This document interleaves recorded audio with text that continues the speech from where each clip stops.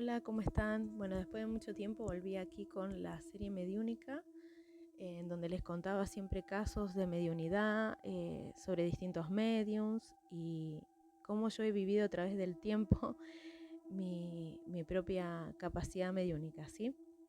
Bueno, hoy les voy a contar el caso de un hombre que no puedo dar el nombre de verdad porque esta persona es una persona reconocida en el fondo eh, y, y en este momento no está en este plano, sí, pero bueno, obviamente quedan familiares, quedan amistades y no puedo revelar su nombre, pero es una persona bastante conocida en la área donde yo estoy viviendo ahora.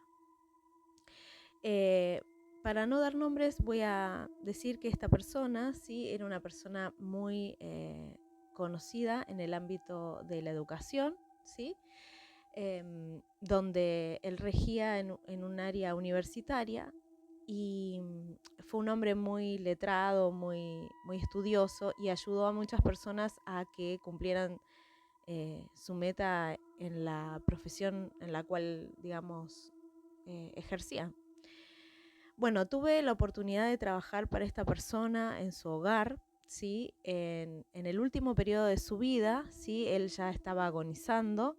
Si bien era una persona que no estaba, digamos, como perdida, o sea, era una persona que estaba lúcida, que hablaba conmigo, pero que obviamente tenía sus dolores, sus cosas, ¿no? De agonizar. Bueno, esta persona...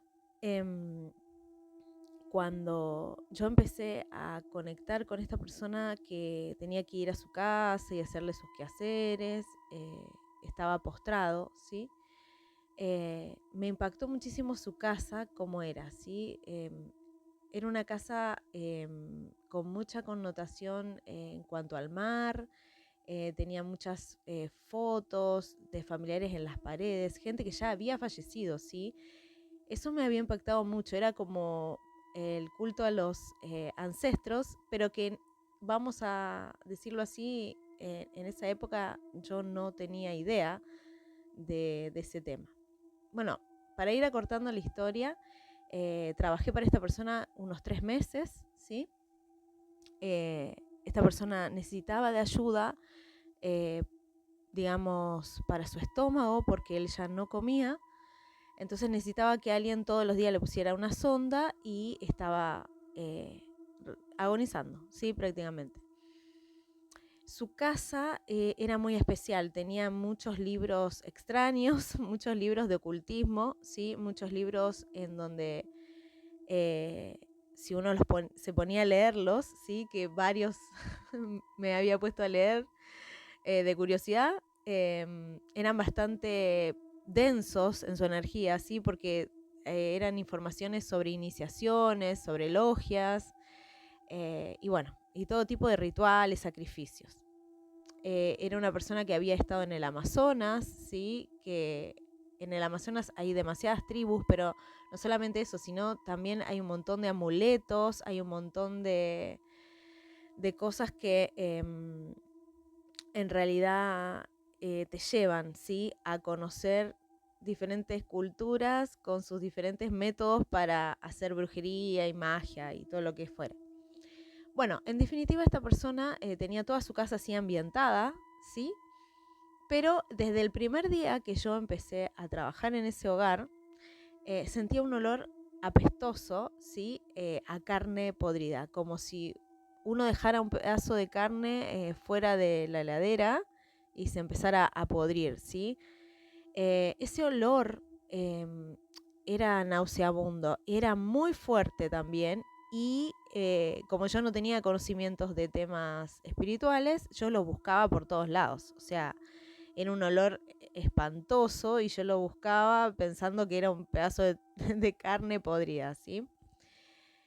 Todos los días que iba buscaba lo mismo. Todos los días donde limpiaba peor, pensando que eso iba a acabar, ¿sí? Que ese olor se iba a terminar. Y no pasó eso. Nunca. Tenía una dinámica esta persona de querer que lo ayuden, de querer que estén con él, porque obviamente él no se podía levantar de su cama. Y yo tenía a mi hijo muy pequeño y lo llevaba conmigo.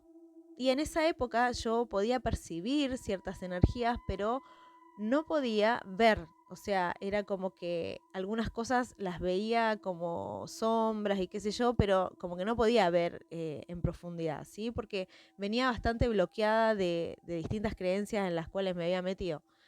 Pero mi hijo, que era pequeño, lo veía, ¿sí? Veía un hombre muy, muy alto, ¿sí? Que siempre se quedaba en la puerta de la habitación, ¿sí?